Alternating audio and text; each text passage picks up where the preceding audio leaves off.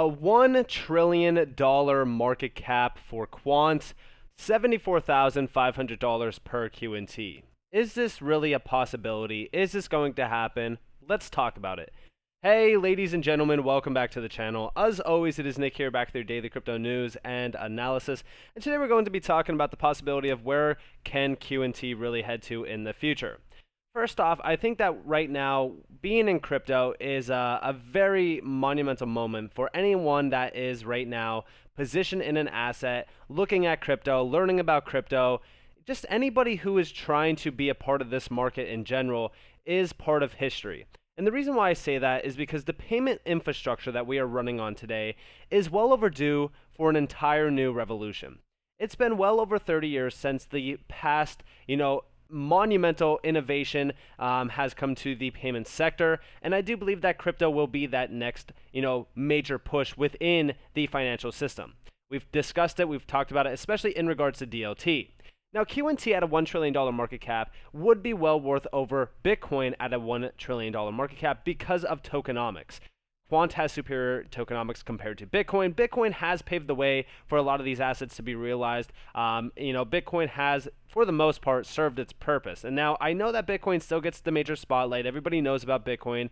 Everybody thinks that they're going to get rich off of investing $1 into Bitcoin, but that is just not the case. In fact, I would argue that right now, when you look at Bitcoin, is it a great investment vehicle if you have the money to buy, multiple Bitcoin or a singular Bitcoin? Sure, it's a great investment vehicle, but it's also a major speculative play. There's really no utility to Bitcoin unless you do see something like, what Zinfin has recently done with Impul, providing a value for Bitcoin as a payment means. That's great utility, but what's the true utility around Quant?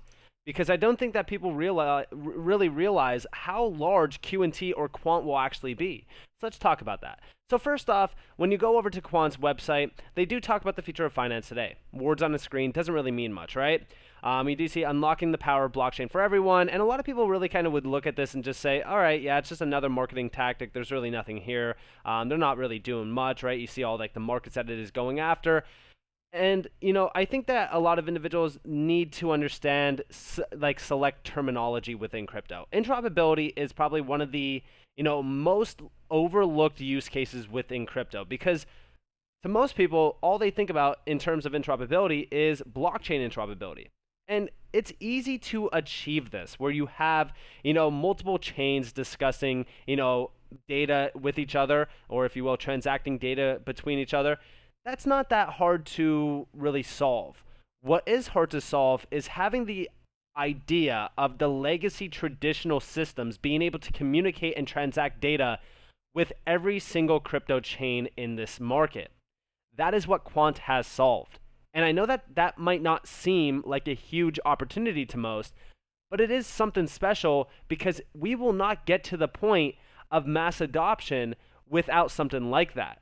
That's why they do say unlocking the power of blockchain for everyone. We deliver interoperable ecosystems and real-world solutions at lower cost, enable new businesses, and mitigate risk. Again, a lot of people undermine what Quant is actually doing. Now, when we go and look at the partner list, we've talked about the partners on this channel quite a bit in the past. We talked about LAC Chain, Oracle, and Nexi. Today, we're actually going to put a spotlight on Nexi because, again, I do think that Nexi provides quite a bit of an insight on the value aspect behind Quant as an ecosystem, but also even as an operating system, because that's exactly what Overledger actually is. Overledger is an operating system for tomorrow. Quant is blockchain agnostic. For somebody who is going to comment down in the comments below saying, but it is an ERC20 token. It is built on Ethereum because Ethereum is the most adopted in network currently. But they are blockchain agnostic, meaning that they can transition from any chain to any chain easily. Also, their API gateway for partners like Nexi, which by the way, they do talk more so about like distribution partners that are going to distribute this tech to their internal partnerships as well and their clients. These are huge players. But also the API gateway, which is a 3-line code which can be set up in seconds to minutes, is a huge opportunity, as it is also a massive barrier to entry around a lot of use cases within crypto, is these major tech giants or companies or financial institutions having to have, an IT individual come in or an IT company come in and restructure their entire system, it takes days, months, years possibly. But with Quant API Gateway, it is a 3-line code that could be set up within seconds to minutes. Pretty revolutionary. Now, when we look at Nexi, Nexi is pretty large because, again, they are a distribution partnership of Quant, meaning that they are going to distribute their, technology stack to their internal clients and also partners. Now, when we look at this, in the past, SIA and Nexi have, came together and collaborated to build out Nexi itself. SIA was a company that had over 570 plus banks already signed up onto SIA. Now, with Nexi, they are the largest European payment company provider. We actually do see here, we are the European paytech with scale capabilities and proximity to provide the simplest, fastest, and safest payment solutions to people, businesses, and financial institutions. And down here, we do see number 1 in acquiring the number of merchants served and overall transactions value handled. Number 1 in processing for numbers of payment cards managed and total transaction value processed. And number 1 in annual investments in technology and innovation. Now, down here, we do see their, at glance sort of idea. So 2.4 million merchants, 170 million cards, 1,000 top financial institutions, 9,000 payment specialists, and 300 million euros annual total IT and innovation spend, and then, of course, 65% of European consumption. Very, very large company. And again, I do believe that companies like this are going to be, connecting the entire operating system of Quant, aka Overledger, to all of these major, other companies that are, again, in collaboration with Nexi or have a partnership with Nexi. Now, where does QNT play a role in this? Because I know that is a big question for a lot of people where they say, well, how does QNT as a token, derive value as, Overledger is being adopted and utilized? Well, every single entity, you could say financial institution, enterprise grade, customer, data customer, whatever, any client that is utilizing Overledger still needs to hold QNT, transact in QNT. Nearly everything within Overledger requires QNT. Now remember, in the beginning of this video, when I was talking to you guys about the price of Quant, it is significantly worth more at the same market cap as Bitcoin because there's less supply. 33% less supply, to give you guys an insight. So when we talk about that and we talk about the hoarding of QNT tokens from these major clients that will happen, the supply is going to get eaten up. Now, let's take a look real quick at a few graphics. So as we usher into a DLT-based system, and yes, I do believe that DLT will play a pivotal role within providing the value means or the foundation of the future monetary system. Now, why is this significant to mention in a Quant video?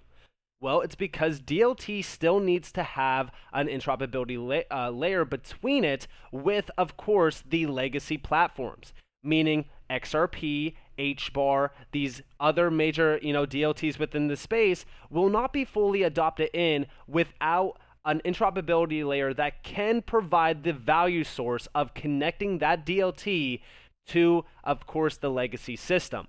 Now, when we look at this, why is Quant the choice here? Well, Quant is tried and tested through the API gateway source of 3 lines of code that interconnects within seconds to minutes, but also provides an interoperability layer between all, crypto chains.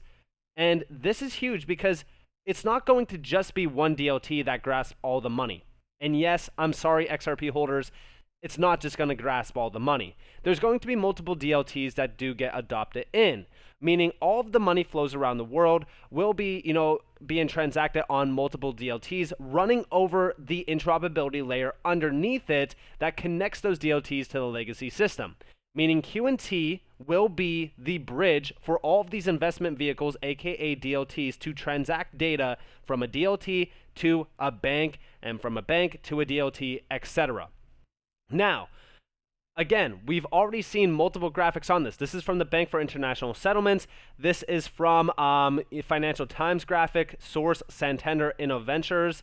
And we do see here, embedding distributed ledger technology. A distributed ledger is a network that records ownership through a shared registry. In contrast to today's networks, distributed ledgers eliminate the need for central authorities to certify ownership and clear transactions. Yes, distributed ledger technologies open the entire network. You get rid of the intermediaries, which saves a ton of money, and this opens the entire system to flow in a lot less frictional network way. We basically cut out all of the inefficiencies around the current monetary system by opening the entire payment system. And it's huge. And a lot of people will talk more so about like Bitcoin. Bitcoin is just not the key here. Any proof of work mechanism is not the key at all for this. I hate to say it to everyone who is investing into a proof of work asset. It's just not the choice. We've talked about this in the past. They are too inefficient for mass adoption, specifically around financial use cases. But talking more so about XRP, a lot of individuals put a spotlight on the Nostro Vostro issue, the $27 trillion problem. And that's great for XRP, and that does provide a lot of value to XRP. But what about the cross-border payment market that XRP is actually going after as well? I should say more so Ripple's going after, utilizing XRP as the liquidity source. This is a $156 trillion market. Now, of course, like I said, it will not disrupt this market because, again, there's multiple DLTs that are going after that $156 trillion market. Even if, DLTs grasp, say, for so 50% of that market, that still has to move over something that isn't, again, foundation layer that is providing interoperability, which that's where Quant comes in. Not only that, but also think about the metaverse, right? The metaverse is, predicted to have a $13 trillion value by 2030. And this is from Citigroup, by the way. McKinsey estimates $5 trillion. Anywhere between the $5 to $13 trillion area is huge. I mean, over here is the McKinsey report of about $5 trillion, and this is, of course, the $13 trillion valuation here. Now, why is this significant? Why do I bring this up? Well, here's a Medium post. I don't have, I didn't buy this, so I'm not going to buy this. I have a free account. But this is talking about, is a $100 trillion market cap for crypto possible? 100%. I do, completely agree that a $100 trillion market cap is, possible for crypto because, again, we look at the stock, like the global stock market exchange, and the valuation on that. It's worth $105 trillion as of June 2022. And back in 2021, it was worth $121 trillion. The first time that it did cross the $100 trillion mark was, of course, in 2020. Why do I bring this up? Why do we talk about stocks compared to crypto? A lot of people think that you cannot compare stocks to crypto. I think that it is the best comparison because crypto is, at the end of the day, software that is revolutionizing many industries that these stocks are actually a part of. So if you revolutionize the entire industry that a certain stock is actually a part of, why could we not be much larger than that specific asset? We look at Apple, we look at Google, we look at Microsoft, we look at Amazon, etc. Like these are markets that are, or I should say, these are assets that are part of markets that crypto is aiming to fully disrupt and revolutionize. So to me, crypto will be well worth more than the stock market exchange at some point in time, and the global stock market exchange that is, which is well worth over $100 trillion. That's why I do believe that this $100 trillion prediction from Raoul Pal is not too crazy. I mean, when we look at $100 trillion, we don't know exactly when this will happen.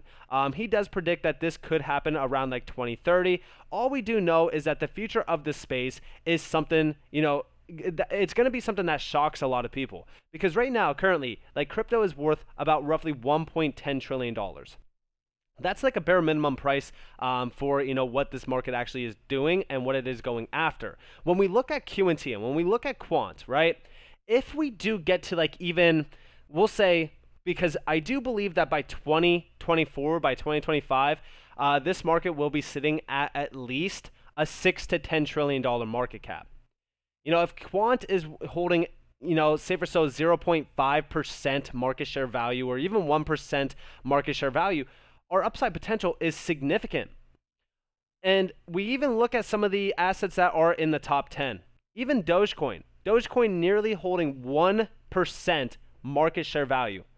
It's insane, right? you could understand where this market really is based upon right now, which is speculation more so instead of actual utility.